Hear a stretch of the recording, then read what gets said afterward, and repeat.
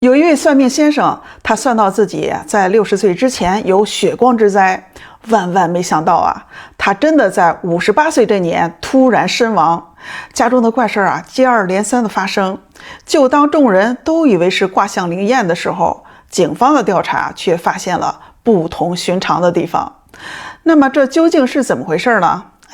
今天敏姐就给您说说这个发生在算命先生身上的离奇命案。58岁的周伟是四川南充一位有名的算命先生。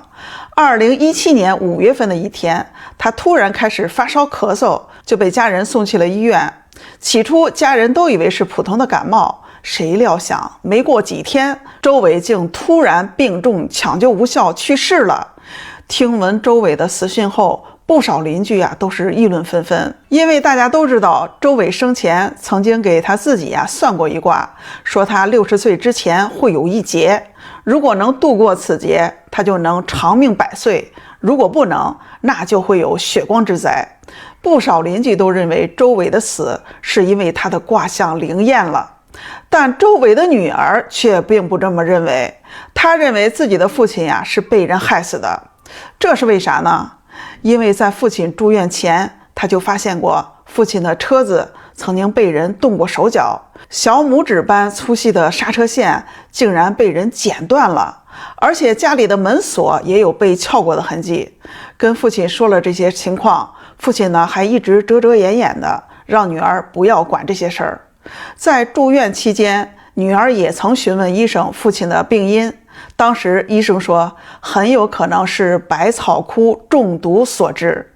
结合之前刹车线被剪断的事情，周伟的女儿才有了父亲被谋害的猜想。随后他便毅然决然地跑到警局去报了案。法医经过尸检后确认，周伟的体内各个器官都有百草枯的残留，他家里的一瓶止咳糖浆以及身上的一条内裤上也都提取到了百草枯。由此可以断定，周伟的死并不是单纯的意外，而是有人蓄意投毒。那究竟是谁和他有如此的深仇大恨呢？警方考虑到周伟的贴身衣物上也有剧毒残留，所以第一个怀疑的目标就是周伟的媳妇儿。作为夫妻，他是最有可能接触到周伟的贴身衣物以及生活用品的人并且在调查周伟人际关系的时候，警方发现周伟经常会和媳妇儿吵架，夫妻感情不怎么好。随后警方立马对周伟的媳妇儿展开了调查。面对警方的询问，周伟媳妇儿坦言，我和我丈夫的关系确实不怎么好，但我并没有杀害丈夫的想法周伟的贴身衣物平时也确实是我买的，但周伟去世时所穿的内裤并不是我买的。随后警方在周伟家人的配合下，对周伟的卧室展开搜查。这时警方在一个茶叶罐里发现了一张纸条，经过周家人的确定，纸条上的字迹就是周伟本人写的。纸条上写道，我前不久去南充广场和一个女人见过面，对方给了我一瓶止咳糖浆和4条内裤。而这个时候，周伟媳妇儿突然肯定地说道，是他，就是他，肯定是他杀了周伟。那么这个和周伟见面的女人是谁呢？警方经过调查，确定了纸条上这个女子的身份，她名叫敬雨梅，是周伟的情人。那这纸条上写的是真还是假呢？民警通过外围调查证实了敬雨梅确实购买过止咳糖浆和内裤，于是警方很快就找到了敬雨梅。当他得知周伟去世后，立马痛哭流涕，痛不欲生但是当听到警方怀疑他谋害了周伟时，他扑通一声跪倒在地，大喊冤枉，一口咬定周伟的死和他没有半毛钱的关系。随后敬雨梅更是掏出了一张王诈，他说自己的孩子是周伟的，他怎么会下毒害死自己孩子的父亲呢？看到敬雨梅信誓旦旦的样子，警方心里也产生了一丝怀疑，难道周伟的死真的和敬雨梅没关系吗？就在警方一头雾水的时候，一组外围走访的民警传来了好消息，说敬雨梅的表姐站了出来，他一口咬定周伟就是被敬玉梅害死的，并且之前周伟刹车线被剪断的事儿也是他表妹敬玉梅干的。拿到敬玉梅表姐的证词后，警方再一次对敬玉梅进行了询问。在强大的心理攻势下，最终敬玉梅的心理防线彻底崩塌。她承认确实是自己下毒害死了周伟，而她的杀人动机则要从两人的那段孽缘说起。2011年，敬玉梅的母亲一直受着癌症晚期病痛的折磨，医院已经下了最后通牒。走投无路的敬玉梅把最后一丝希望寄托在了周伟这个被传得神乎其神的大仙儿的身上。20来岁的姑娘找到周伟的算命摊儿，哭得梨花带雨：“大师啊，求求您救救我母亲，能不能化解我母亲身上的重病？”周伟瞅着姑娘水灵灵的，便起了歹心，眼珠子一转，说：“要救你的母亲，得去峨眉山做一场法事，而且这法事啊，还需要处女血开光，才能发挥最大的功效。”周伟一本正经的胡说八道，脸上还带着几分不容置疑的威严。救母心切的敬玉梅此时已经完全丧失了理智，根本没有想到其中的荒谬，满心想着只要能救母亲，让她做什么都行。就这样，她稀里糊涂的跟着周伟就去了峨眉山，在周伟的哄骗下，与他发生了不正当关系。然而，这场所谓的法事并没有如敬玉梅所愿，母亲还是很快就撒手人寰。按常理来说，敬玉梅应该幡然醒悟，认清周伟的真面目。可让人意想不到的是，她不仅没有这么做，反而在周伟的花言巧语和金钱的攻势下，渐渐陷入了这段不伦之恋，心甘情愿地做起了周伟的情人。可是纸终究是包不住火，周伟的媳妇儿很快就发现了丈夫的丑事儿，他们夫妻关系也是从这一刻开始急转直下。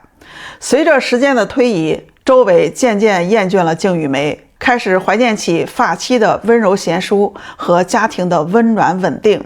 在他心里，情人不过是生活的调味剂，原配才是能陪他走过一生的人。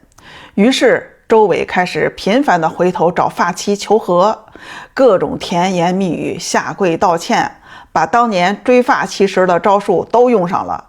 发妻念及多年的夫妻情分，再加上孩子也大了，他也不想家庭支离破碎啊，最终还是心一软，原谅了他。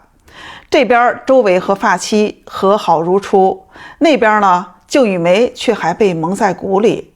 当他从别人的口中得知周伟已经回归家庭的消息时，整个人都崩溃了。敬玉梅怎么也想不到，自己付出了这么多年的青春和感情，换来的却是这样的一个结局。她又哭又闹，甚至以跳楼相威胁。可周伟呢，却不为所动。心灰意冷的敬玉梅觉得自己再纠缠下去啊，也没有意义。于是，在周伟的劝说下，开始重新寻找自己的生活寄托。没多久，她就认识了新男友郭某，两个人感情迅速升温，很快就谈婚论嫁。然而，敬玉梅和周伟的孽缘并没有就此结束。2017年的4月，敬玉梅突然发现自己怀孕了。她算着时间，满心欢喜地以为这个孩子是她和周伟爱情的结晶，这是他们重新走到一起的希望。于是，她第一时间找到周伟，告诉他自己怀孕的消息，并要求周伟离婚娶她。可周伟此时已经彻底厌倦了敬玉梅，他只想赶紧摆脱这个麻烦。听到敬玉梅说怀孕了，他不仅没有一丝喜悦，反而脸色一沉，冷冷地说：“这孩子是不是我的还不一定呢，你赶紧去把孩子打掉吧，以后别再来烦我了。”敬玉梅怎么也想不到，周伟竟然如此的绝情，对自己和孩子如此不负责任。这一刻，他心中的怨恨彻底被点燃了，一个疯狂的念头在他心里恣意生长。他要报复周伟，让他为自己的所作所为付出代价。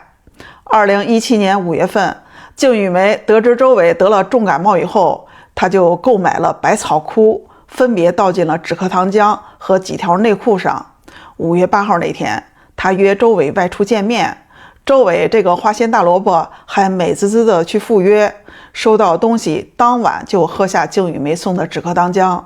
周伟穿上静雨梅送的内裤，半夜就感觉到身体不适，他便起身写下了那张和静雨梅见过面的纸条。没过几天就去阎王爷那儿报到了。为了查明静雨梅怀的孩子究竟是谁的，警方做了亲子鉴定，结果显示孩子是郭某的，和周伟没有半毛钱关系。静雨梅得知这个结果后放声大哭，她怎么也想不到自己因为一个误会亲手毁掉了自己的一生。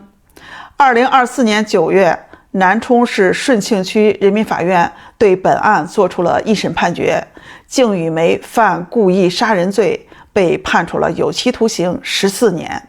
这场荒唐的命案终于画上了一个沉重的句号。我是敏姐，感谢您的陪伴关注。